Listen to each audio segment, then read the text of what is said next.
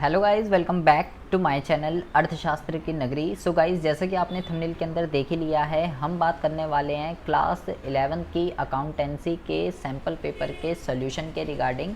ये इसका पार्ट 3 है। इससे प्रीवियस मैं आपको जो है ऑलरेडी 2 पार्ट करा चुका हूँ, जिसमें हम इस पेपर के जो हैं सारे के सारे न्यूमेरिकल क्वेश्चंस को जो है सॉल्व कर चुके हैं। ठीक है जी। तो हम आप बात करने वाले हैं इसके बाकी के बचे हुए थ्योरेटिकल क्वेश्चंस के रिगार्डिंग कि क्या क्या क्वेश्चंस इसके अंदर आए हुए हैं। कंप्यूटर वाले चैप्टर्स के कुछ क्वेश्चंस है वो आपको थोड़ा देख लेना, क्योंकि वो इम्पॉर्टेंट है। तो हो सकता है 1-2 क्वेश्चन कंप्यूटर वाले चैप्टर के इसी से ही फंस जाएं।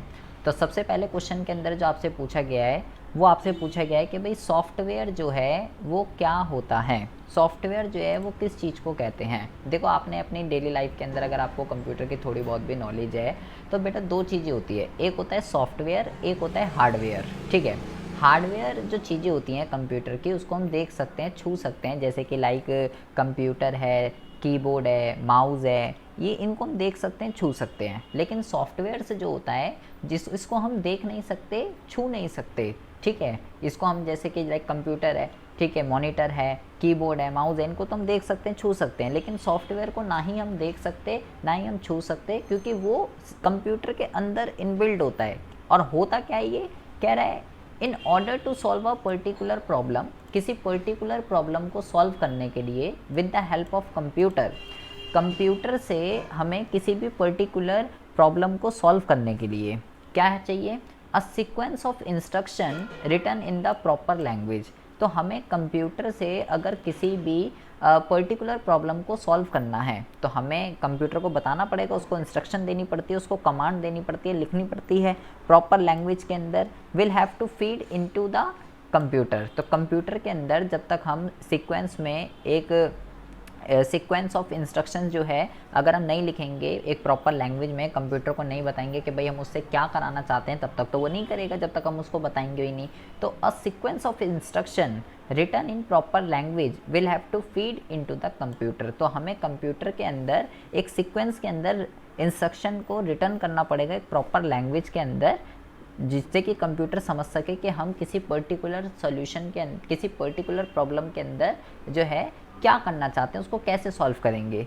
तो ये जो इंस्ट्रक्शंस होती हैं जो हम प्रॉपर लैंग्वेज के अंदर लिखते हैं, a set of such instruction is called a program. तो इन्हीं इंस्ट्रक्शंस के सेट को, इन्हीं इंस्ट्रक्शंस के कॉम्बिनेशन को प्रोग्राम कहा जाता है। और and the set of program, और प्रोग्राम का सेट क्या हो जाता है, प्रोग्राम के ऐसे अलग अलग तरीके के जो भी सेट होंगे वो सॉफ्टवेयर कहलाता है। तो सॉफ्टवेयर एक इनटेंजिबल चीज़ है जिसको ना तो आप देख सकते हो ना ही आप छू सकते हो। सॉफ्टवेयर किसी भी पर्टिकुलर प्रॉब्लम को अगर हमें कंप्यूटर से सॉल्व करना है उसके लिए बेसिकली यूज़ किया जाता है, जिसके लिए हमें कंप्यूटर के अंदर अ सीक्वेंस ऑफ इंस्ट्रक्शन एक प्रॉपर लैंग्वेज में कंप्यूटर के अंदर फीड करनी होगी। इंस्ट्रक्शन का सेट प्रोग्राम कहलाता है और प्रोग्राम का सेट सॉफ्टवेयर कहलाता है। तो सबसे पहले तो 2 नंबर में आपसे सॉफ्टवेयर के रिगार्डिंग पूछा गया है, तो हो सकता है यहाँ सॉफ्टवेयर के रिगार्डिंग पूछा गया हो तो एग्जाम में बेटा हार्डवेयर के रिगार्डिंग आ जाए। तो हार्डवेयर को आप देख सकते हो, छू सकते हो, एग्जाम्पल लिख सकते हो, लाइक मॉनिटर है, कीबोर्ड है, माउस है, ये जो है आपके हार्डवेयर के एग्जाम्पल हो जाते हैं। दूसरे क्वेश्चन में आपसे जो पूछा गया है कि प्रोमिसरी नोट के अंदर कौन कौन सी 2 पार्टीज़ होती हैं उसके बारे में बताइए। जैसे बिल ऑफ एक्सचेंज के अंदर होती है, ऐसे ही बेटा यहाँ पे भी होती है। एक होता है ड्रॉवर, एक होता है ड्रॉई। लेकिन इसमें डिफरेंस क्या है ये मैं आपको पहले भी बता चुका हूँ कि जो बिल ऑफ एक्सचेंज है ना वो बेटा सेलर लिखता है, ठीक है, लेकिन जो प्रोमिसरी नोट है वो बायर लिखता है। तो यहाँ पे जो ड्रॉवर है, जो मेकर है, वो कौन है, the person who promise to pay a certain sum of money. ये वो बंदा है जिनने माल खरीदा है, जो प्रॉमिस कर रहा है कि हाँ मैं आपको पैसे जो है पे कर दूंगा, जो पैसे पे करने का प्रॉमिस कर रहा है वो ड्रॉवर है। यहाँ पे उल्टा चलना है, बिल ऑफ एक्सचेंज से उल्टा। यहाँ पे ड्रॉवर वो है जिसने माल खरीदा है, बायर। और ड्रॉई कौन है यहाँ पे, ड्रॉई वो है जिसको पैसे मिलेंगे। इसको पे भी कह सकते हो, इसको ड्रॉई भी कह सकते हो। लेकिन बिल ऑफ एक्सचेंज में बिल ऑफ एक्सचेंज में उल्टा होता है। ड्रॉवर कौन होता है? ड्रॉवर सेलर होता है क्योंकि वो बिल लिखता है, और ड्रॉई कौन होता है? जिसको बिल पे करना होता है। लेकिन यहाँ उल्टा होता है। तो अगर हो सकता है बेटा यहाँ पे प्रोमिसरी नोट पे पूछा हो तो एग्जाम में आपसे बिल ऑफ एक्सचेंज की पार्टीज पूछ ली जाए। तो आपको ध्यान रखना है, मैं दोनों चीज़ें आपको बताता हुआ चल रहा हूँ, क्योंकि मोस्टली ऐसा ही होता है कि जो आपके सैम्पल पेपर के अंदर हैं या सुबह वाला पेपर के अंदर है, तो अगर यहाँ पे सॉफ्टवेयर पूछा गया एग्जाम में हार्डवेयर आ जाता है, यहाँ प्रोमिसरी नोट पूछा गया है तो वहाँ बिल ऑफ एक्सचेंज की पार्टीज पूछ सकता है। तो मैं तो आपको दोनों ही बता के चल रहा हूँ, तो चाहे सॉफ्टवेयर आ जाए चाहे हार्डवेयर आ जाए, चाहे बिल ऑफ एक्सचेंज पूछ ले चाहे प्रोमिसरी नोट की पार्टीज पूछ ले, आप दोनों के दोनों जो है अटेंड कर सको। तो ये हो गया आपका 2 क्वेश्चन। पहले में 2 नंबर में सॉफ्टवेयर पूछा गया था, सॉफ्टवेयर भी बता दिया, हार्डवेयर भी, और बिल ऑफ एक्सचेंज की भी पार्टीज मैंने आपको बता दी और प्रोमिसरी नोट की भी बता दी, ताकि दोनों में से कोई भी आ जाए तो आप जो है एग्ज़ाम में उसको लिख सकते हैं। ठीक है। तीसरा क्वेश्चन मैं आपको ऑलरेडी करा चुका हूँ स्टेटमेंट ऑफ अफेयर्स का। अगर आपने वीडियो नहीं देखी है तो प्लीज़ इस वीडियो को देख लीजिएगा, चैनल पे हैगी। चौथे क्वेश्चन में बेटा आपसे ये पूछा गया है कि प्रोविज़न फॉर डाउटफुल डेप्ट जो है ये क्या होता है, इसको एक एडजस्टमेंट एंट्री से जो है एक्सप्लेन कीजिए। तो सिंपल सी बात है, एक होते हैं भाई डेटर कौन होते हैं बेटा? डेटर जो है बेटा वो पर्सन है जिसको हमने उधार माल बेचा है, उससे हमें पैसे लेने हैं। ठीक है। तो अगर मुझे उस पर डाउट है कि भैया, अगर मान लो कोई मेरा डेटर है 80,000 रुपये का, और मुझे उस पर डाउट है कि ये बंदा जो है 10,000 रुपये नहीं देने वाला, ये पैसे तो डूबेगा ही डूबेगा, ये बैड डेप्ट जो है ये करके ही जाएगा, तो ऐसी सिचुएशन में जो मुझे उस पर जो डाउट है वही क्या लिखा हुआ है, provision for bad and doubtful dept occur when there is a possible reason for debtor who are doubtful that they will not पे द डेप्ट ऑन टाइम। अगर हमें किसी डेटर पे ये डाउट होता है कि अगर मुझे इस पर्सन से इतने पैसे लेने हैं, तो और ये जब टाइम आएगा लेने का, और ये जो है इसमें से कुछ ना कुछ फॉल्ट करेगा ही करेगा, इतने पैसे ये नहीं दे पाएगा, तो वो जो पॉसिबल रीज़न है, जो मुझे डाउट है उस पर, उसी चीज़ को हम क्या कहते हैं, provision for bad and doubtful डेप्ट के नाम से इसको जानते हैं। और इसकी जो एडजस्टमेंट एंट्री होती है ये होती है profit and loss account debit to provision for doubtful डेप्ट। तो बेटा ये एक बहुत ही इम्पॉर्टेंट जो है एक एडजस्टमेंट है फाइनल अकाउंट के अंदर। जो हम फाइनल अकाउंट के अंदर ट्रेडिंग P&L और बैलेंस शीट का जो क्वेश्चन आएगा, वहाँ पे भी बेटा ये एडजस्टमेंट आपको देखने के लिए मिलेगी, इस बात की मेरी श्योरिटी है। जैसे कि क्वेश्चन नंबर 12 मैंने इसका आपको करा रखा है, अगर आपने नहीं देखे वीडियो तो प्लीज़ फाइनल अकाउंट का वो देख लीजिए, कैसे ट्रेडिंग P&L बैलेंस शीट बनता है, कैसे प्रोविज़न, कैसे बैड डेप्ट की ट्रीटमेंट करी जाती है। थियोरेटिकल में भी आया हुआ है, न्यूमेरिकल में भी आया हुआ है, तो ये तो बेटा आएगा ही आएगा। ठीक है। मैं आपको कुछ इम्पॉर्टेंट एडजस्टमेंट भी बता रहा हूँ, जैसे कि बैड डेप्ट है, प्रोविज़न है, अब नॉर्मल लॉसेज है जिसमें loss by fire, loss by theft है, आउटस्टैंडिंग है, प्रीपेड है, ये तो चीज़ें बेटा आपको देखने के लिए मिलेंगी ही मिलेंगी। बाकी डेप्रीसिएशन है, आउटस्टैंडिंग, प्रीपेड, डेप्रीसिएशन, बैड डेप्ट, प्रोविज़न, ये तो बेटा आप बहुत ही अच्छे से करके, अब नॉर्मल लॉस, ये तो कुछ 7-8 एडजस्टमेंट ऐसी हैं जो तो बेटा फिक्स हैं, जो आनी ही आनी है। बाकी मैंने आपको जितनी भी थी सारी बता रखी हैं, वो तो ज़रूर करके जाइएगा, सबके बारे में आपको पता होना चाहिए। क्वेश्चन नंबर 5 में बेटा आपसे पूछता है कि explain central processor unit, CPU जो है वो किसको कहते हैं, और CPU जो है किसको कहते हैं ये हमें बताइए, और CPU के जो हैं कंपोनेंट कितने होते हैं ये बताइए। तो बेटा CPU का जो मतलब होता है ना, CPU का मतलब बेसिकली बच्चे जो हैं वो समझेंगे, ये जो कंप्यूटर के जो बॉक्स बड़ा होता है बॉक्स सा, वो CPU की यहाँ पे बात नहीं चल रही है बेटा। CPU को आप बेसिकली प्रोसेसर के नाम से भी जान सकते हो। ठीक है। जैसे देखो क्या लिखा हुआ है, a central processing unit CPU also called a central processor और मेन प्रोसेसर। प्रोसेसर क्या होता है बेटा, प्रोसेसर जो है, मैं देखो आपने कंप्यूटर तो देखा ही होगा। ठीक है। एक होता है मॉनिटर, एक होता है कीबोर्ड, एक होता है माउस, और एक बड़ा सा बॉक्स होता है जिसमें हम बटन ऑन करते हैं, तो वो मोस्टली बच्चों को पता है कि वो CPU होता है, उसको भी CPU ही कहते हैं। लेकिन यहाँ जो CPU की बात चल रही है ये उस वाले CPU की बात नहीं चल रही है। होता क्या है बेटा, मदरबोर्ड के अंदर ये जो है कंप्यूटर का दिमाग है। ये क्या है, ये कंप्यूटर का, जैसे हमारे अंदर दिमाग होता है ना, बिल्कुल इसी तरीके से कंप्यूटर का जो दिमाग होता है उसको बेटा CPU के नाम से जाना जाता है, सेंट्रल प्रोसेसिंग यूनिट, यानी कि मेन प्रोसेसर या सेंट्रल प्रोसेसर। अब इसका काम क्या है, अब आप खुद सोचो हमारा दिमाग क्या काम करता है। तो भाई जो हमारा दिमाग काम करता है बिल्कुल इसी तरीके से कंप्यूटर का दिमाग काम करता है।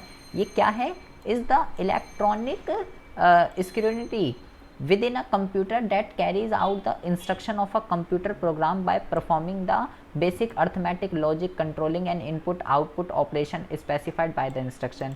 भाई मैं कंप्यूटर को जब इंस्ट्रक्शन देता हूँ, मैं कंप्यूटर में कुछ भी टाइप करता हूँ, कुछ भी मैथमेटिकली लॉजिकली कुछ भी करता हूँ मैं, तो कंप्यूटर उसको समझेगा ना, समझने के लिए दिमाग चाहिए ना। तो वो जो दिमाग है उसका, जैसे हमें कुछ करना होता है तो मुझे कुछ करना होता है, ठीक है, तो पहले मैं मेरे माइंड को पे कमांड जाती है, फिर मेरा माइंड उसके हिसाब से वो काम करता है। तो बिल्कुल इसी तरीके से कंप्यूटर के अंदर भी है। तो मुझे अगर कुछ करना है तो मैं पहले कंप्यूटर को कमांड दूंगा, फिर उसका दिमाग समझेगा कि मैं क्या कहना चाह रहा हूँ उससे, क्या करवाना चाह रहा हूँ उससे। तो भाई वो कौन है, वो मेन प्रोसेसर का नाम क्या है, वो CPU है। ये एक तरीके की क्या है, इलेक्ट्रॉनिक या ये कह सकते हो एक ऐसा मेन प्रोसेसर, एक ऐसा यूनिट जो कि क्या करता है, कंप्यूटर के अंदर हम जितने भी इंस्ट्रक्शन देते हैं, कंप्यूटर को जितनी भी इंस्ट्रक्शन देते हैं, उस इंस्ट्रक्शन को प्रॉपर तरीके से कंप्यूटर कैसे कर पाएगा, जितना तेज़ उसका प्रोसेसर होगा उतना ही तेज़ जो है बेटा वो काम कर पाएगा। जैसे कि अगर आपको थोड़ी बहुत कंप्यूटर की नॉलेज है बेटा, तो प्रोसेसर के अंदर आप देखते होगे जैसे कि i3 प्रोसेसर होते हैं, i5 प्रोसेसर होते हैं, i7 है, i10 है, और इनके अंदर जनरेशन होती है, first generation, second generation, third generation. तो आजकल तो लाइक i10 जनरेशन चल रहा है, ठीक है, और इनके अंदर भी जनरेशन्स हैं, ठीक है, फर्स्ट सेकंड थर्ड। तो जितना अपडेटेड होगा, जैसे मान लो मैं कह रहा हूँ i3 है, तो i3 बहुत ही ज़्यादा ओल्ड हो चुका है, i5 है उससे थोड़ा अपडेटेड, i10 है उससे थोड़ा अपडेटेड। तो और इनके अंदर भी जैसे i3 है, i3 के अंदर भी first generation, second generation, third generation. तो जनरेशन जितनी ज़्यादा होती है और जितना अपडेटेड होता है उतना प्रोसेसर बिल्कुल न्यू है, और जितनी पुराना है और जनरेशन जितनी पुरानी है तो उतना सिंपल सी बात है ओल्ड है। अगर मैं कह रहा हूँ आपसे कि मान लो i10 है और मान लो फर्स्ट जनरेशन है तो बिल्कुल अपडेटेड है। मैं कह रहा हूँ i3 और थर्ड जनरेशन तो ओल्ड है, सिंपल सी बात है।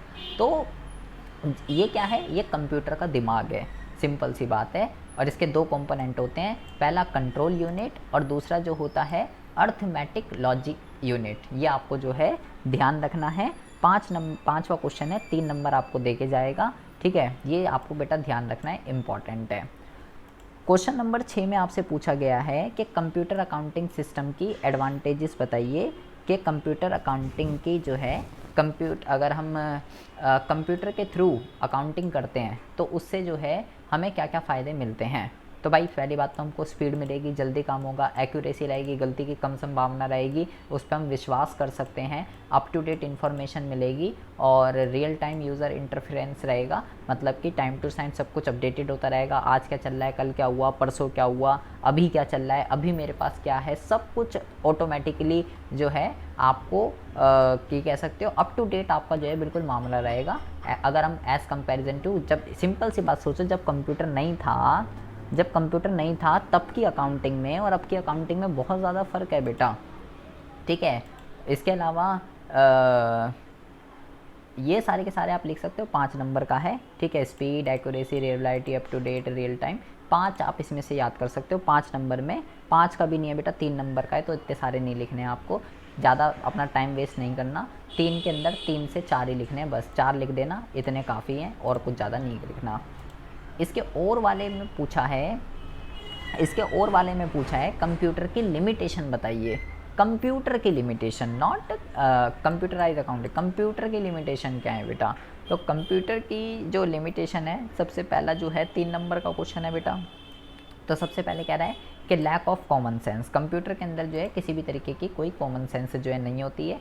कंप्यूटर का भाई सिंपल सी बात है, आपको कंप्यूटर की लिमिटेशन जो लिखनी है, भाई आप खुद सोचो, जो ह्यूमन की एडवांटेज है ना, जो ह्यूमन की एडवांटेज है वो कंप्यूटर की लिमिटेशन है, जो हम कर सकते हैं और कंप्यूटर नहीं कर सकता, वो आपको खुद सोचो। अबे सिंपल सी बात है यार, हमारे अंदर कॉमन सेंस होता है, कंप्यूटर के अंदर नहीं होता। हमारे अंदर आईक्यू होता है, कंप्यूटर के अंदर नहीं होता। हमारे अंदर फीलिंग्स होती हैं, कंप्यूटर के अंदर नहीं होती। हम डिसीजन मेकिंग है, किस सिचुएशन में क्या करना है, अपनी नॉलेज के बेस पे, अपने एक्सपीरियंस के बेस पे जज करके हम क्या करते हैं, डिसीजन लेते हैं कि क्या करना ठीक रहेगा, क्या करना ठीक नहीं रहेगा। लेकिन कंप्यूटर के अंदर ना तो फीलिंग है, ना डिसीजन मेकिंग है, ना आईक्यू है, ना कॉमन सेंस है। कंप्यूटर के अंदर कुछ नहीं होता। कंप्यूटर जो है केवल एक जो है कंप्यूटर केवल एक बेटा मशीन है, उससे जैसा आप काम कराते रहोगे वैसा वैसा वो करता रहेगा। तो कंप्यूटर के लिमिटेशंस के अंदर आपको वो लिखना है जो हम कर सकते हैं लेकिन वो नहीं कर सकता। वो हम क्या क्या कर सकते हैं, common sense, decision making, feeling, IQ, ये चारों चीज़ें हम कर सकते हैं, लेकिन कंप्यूटर ये चीज़ें नहीं कर सकता है बेटा। इसके अलावा 7वां क्वेश्चन मैं आपको ऑलरेडी करा चुका था, दोनों के दोनों। 8th क्वेश्चन बेटा मैंने आपको नहीं कराया था। तो आपको ये ध्यान रखना है बेटा, क्वेश्चन नंबर 8 में, क्वेश्चन नंबर 8 देख लीजिए।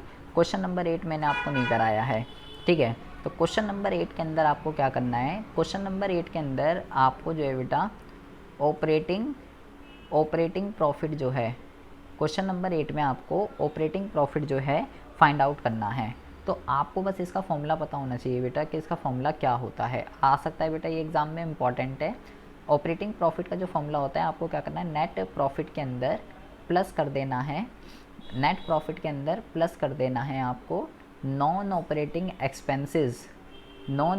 एक्सपेंसेस और माइनस कर देना है आपको नॉन ऑपरेटिंग इनकम। इनको आपको जो है बेटा क्या कर देना है, माइनस कर देना है। सबसे पहला क्वेश्चन ये है कि सर नॉन ऑपरेटिंग एक्सपेंसेस और नॉन ऑपरेटिंग इनकम जो है ये क्या होती हैं। सबसे पहले उत्तर तो ये है, देखो उसको समझने से पहले आप ये समझिए ऑपरेटिंग एक्सपेंसेस और ऑपरेटिंग इनकम क्या होती हैं। तो बेटा ऑपरेटिंग का मतलब होता है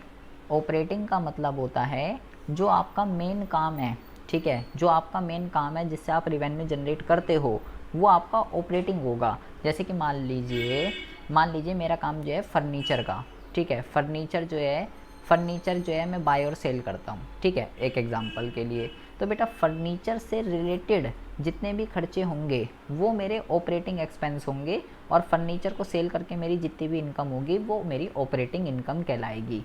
फर्नीचर की, मेरा काम फर्नीचर का है, मेन मेरा जो बिज़नेस है वो मेरी ऑपरेटिंग है। लेकिन फर्नीचर को छोड़कर कहीं से अगर मेरे पास इनकम आ रही है, कोई भी अदर इनकम जो फर्नीचर को छोड़ के मेरे को मिल रही है, तो वो बेटा मेरी क्या कहलाएगी, नॉन ऑपरेटिंग इनकम कहलाएगी, क्योंकि वो मेरा मेन काम नहीं है, मेरा मेन काम फर्नीचर है, ठीक है। इसी तरीके से फर्नीचर को छोड़कर अगर किसी और पर्पस के लिए अगर कहीं पे पैसे खर्च किए जा रहे हैं, कोई भी अदर एक्सपेंसेस अगर खर्च किए जा रहे हैं मेरे मेन वर्क से रिलेटेड नहीं है, तो वो बेटा क्या कहलाती है, वो बेटा नॉन ऑपरेटिंग एक्सपेंस कहलाते हैं, ठीक है। ये बात आपको जो है ध्यान रखनी है।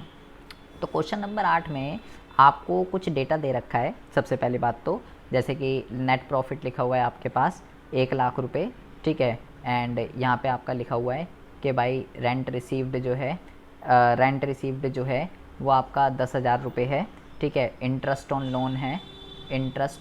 लोन जो है आपने पेड किया है, लोन लिया था उस पर आपने 20,000 रुपये का आपने जो है इंटरेस्ट पे किया है, एंड आपने एक जो है मशीन को सेल कर दिया, गेन ऑन मशीन में लिख रहा हूँ अभी, ठीक है, गेन ऑन मशीन ये मैंने लिख दिया 15,000 रुपये, और डोनेशन रिसीव लिखा हुआ है 2,000 रुपये। इस टाइप का आपको एक क्वेश्चन दे रखा है, ठीक है। तो आपको बस बेटा क्या करना है, ये फॉर्मूला लगा देना है, ठीक है, बहुत ही ईजी है, हलवा क्वेश्चन है। Operating profit is equal to 1 lakh रुपये, ठीक है, और माइनस क्या करना है, चलो पहले प्लस वाले देख लेते हैं।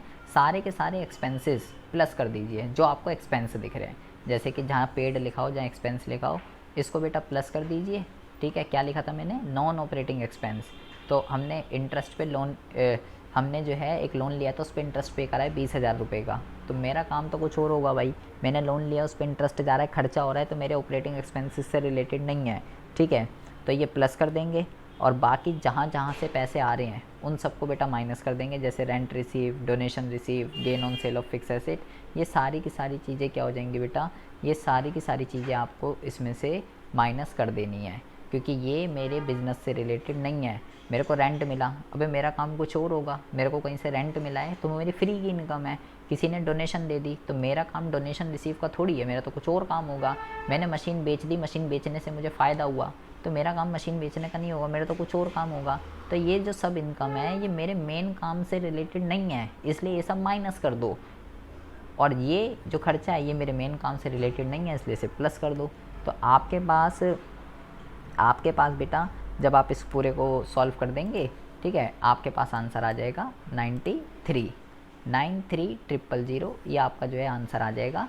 तो ऑपरेटिंग प्रॉफिट बेटा, ओपी मतलब ये ओपी मतलब ऑपरेटिंग प्रॉफिट। तो ऑपरेटिंग प्रॉफिट किस तरीके से निकलता है, आखिर ये क्यों जो है माइनस हो रहा है, ये क्यों प्लस हो रहा है, अब आपको आई होप समझ में आ गया होगा कि ऑपरेटिंग प्रॉफिट जो है वो किस तरीके से जो है निकलता है। ठीक है जी। अच्छा, अब देखिए ज़रा, ये बेटा ये जो है बहुत ही ज़्यादा ध्यान से समझेंगे, ये बहुत ही अच्छा टॉपिक है एग्ज़ाम के पॉइंट ऑफ व्यू से। हो सकता है ये आपके पेपर में फंस जाए, ये क्वेश्चन आ सकता है बेटा। मार्शेलिंग ऑफ बैलेंस शीट जो है क्वेश्चन में पूछा गया है आपसे, मार्शेलिंग ऑफ बैलेंस शीट को इसका क्या मतलब होता है, इसको एक्सप्लेन कीजिए बेटा। तो ये बहुत ही ज़्यादा ध्यान से समझेंगे, बहुत ही ज़्यादा इंपॉर्टेंट है। मतलब जब हम बैलेंस शीट जो बनाते हैं, बैलेंस शीट जो हम बनाते हैं उसके अंदर जो कंपोनेंट है उनको लिखने का तरीका जो है वो क्या है, कैसे हम लिखते हैं कि पहले क्या आएगा फिर क्या आएगा फिर क्या आएगा, तो उसके कुछ तरीके होते हैं बेटा। ठीक है, तो उन्हीं तरीकों को यहाँ पे एक्सप्लेन करना है कि मार्शेलिंग ऑफ बैलेंस शीट जो है वो क्या होती है। ऐसे नहीं हम उठा के कुछ भी लिख देंगे, कभी प्लांट एंड मशीनरी लिख रहे हैं, कभी कैश लिख रहे हैं, कभी स्टॉक लिख रहे हैं, कभी फर्नीचर लिख रहे हैं, ऐसे नहीं। एक तरीका होता है, एक सिस्टमेटिक वे होता है कि पहले क्या लिखा जाए फिर क्या लिखा जाए। तो जो सबसे पहला जो मैथड होता है इसको कहते हैं इन ऑर्डर ऑफ लिक्विडिटी।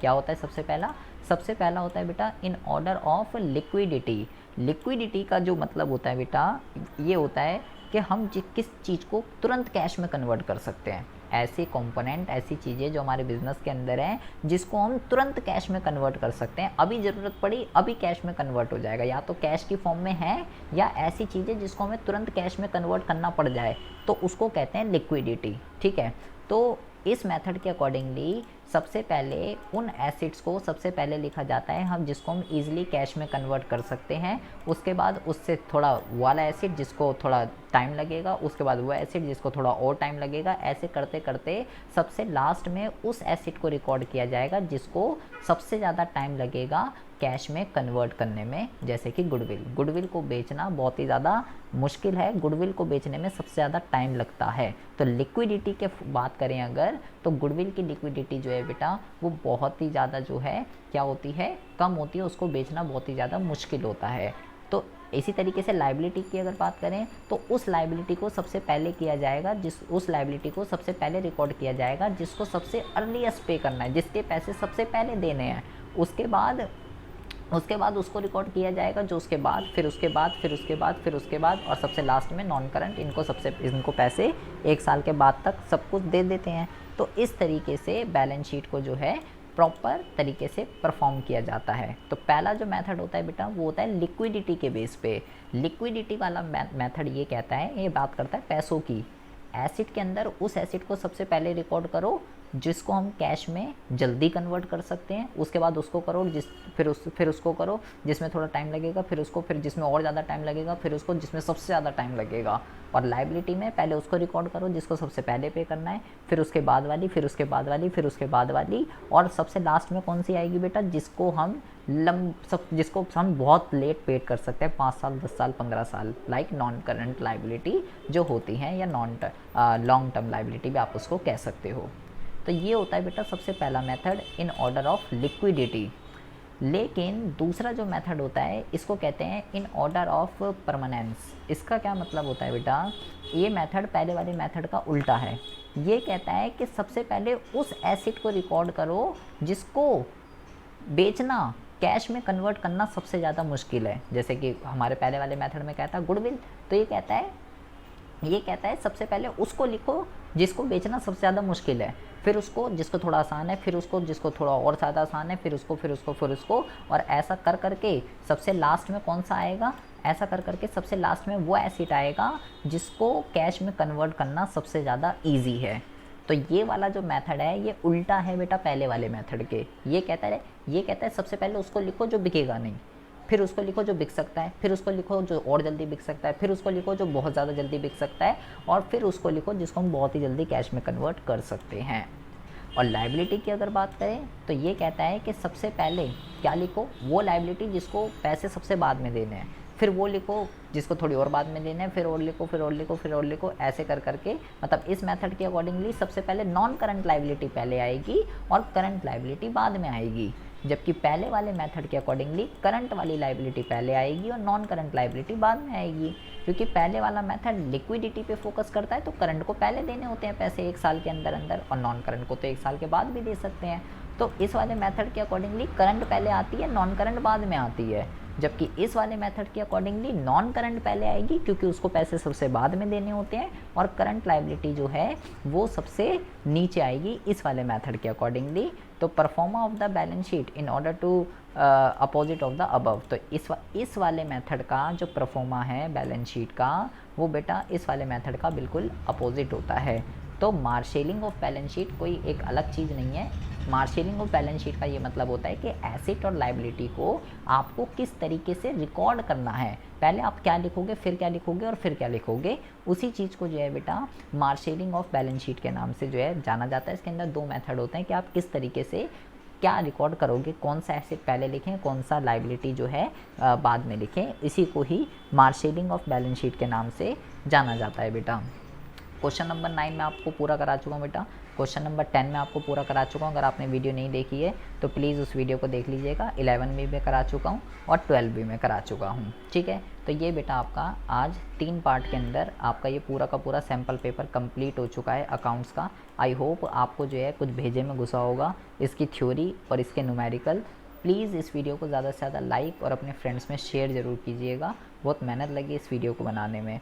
तो मिलते हैं आपसे नेक्स्ट वीडियो में ऐसे इंटरेस्टिंग टॉपिक के साथ। तब तक के लिए have a good day, bye bye, take care.